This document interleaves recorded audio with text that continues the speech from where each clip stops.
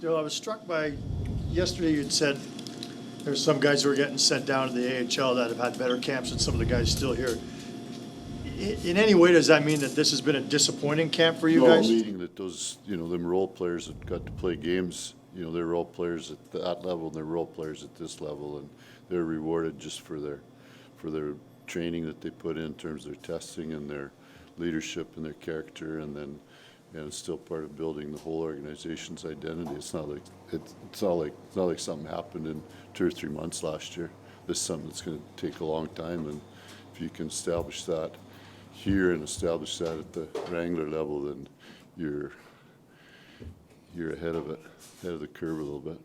You still pretty confident there's a lot of good choices you'll have all year long in terms of call-ups? Oh, sure, definitely. Based on them kids' camps and everybody that got to play more than everybody that was assigned yesterday that played more than 2 games for sure. And has that come a long way since you've come back here? Well, I just think that's the natural curve for the entry level guys. There's always guys that get ahead of that. Just by the summers they put in and being healthy, things like that, and then getting off to a good start. But I think by position, I would say we were further ahead than we were last year at this time. Daryl, is Connor Zary a perfect example of why you feel the American League is so important in terms of, he looks like a guy who's really made some significant strides from one year to the next? Yeah, I think he had a very good first year because of the injuries. So, and I think in a lot of ways he's kicking in now. And I think by being out last year and then seeing that league and playing the little that he did, give him credit because he took the, he put the work in. He knew he's got to become a better skater. He's got to get stronger and all that. And you could see that, that percentage improvement already. So, take the next part of it this year.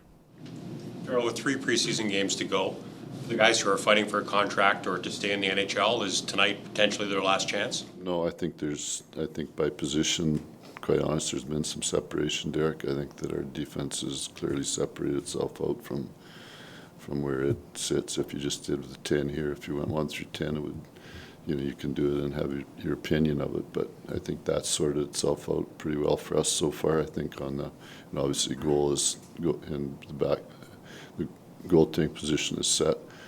I think we have 3 really good ones, and then I think up front it's still very much, it's not those guys trying for contracts. It's you need your when you got 3 left, you need your top guys to take a step here.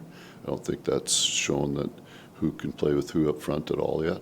I think we've always liked Michael and Blake together, so my preference is to leave them, but after that I'm wide open to anything. We're going to try and be a playoff team this year. Individually or collectively, what is the step you want to see them take in the next 3 games? Base, execution, compete, all those things. Ideally, do you want to have those lines sort of set in stone for game 1? No. Ideally, the outside is put lines together. Inside, we haven't found the ideal yet. You're still big on pairs too, right? That's your most important thing. The league, that's how the league is. But you can say that, but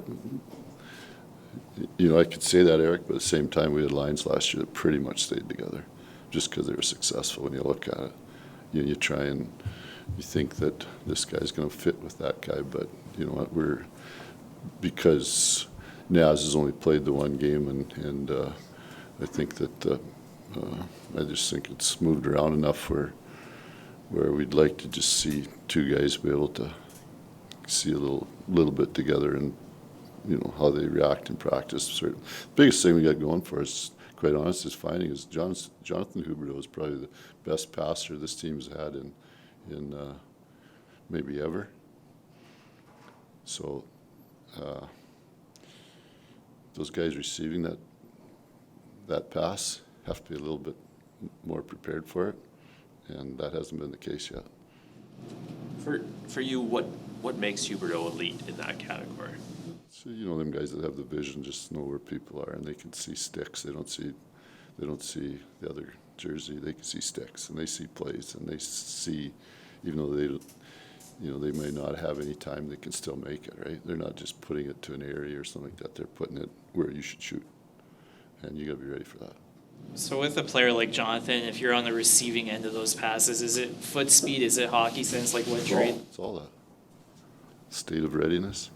I mean, that's what elite players do. You rise up to play with them or you have trouble. And that's, as I said, that type of passer is rare in this league. I mean, you think, what do you have last year?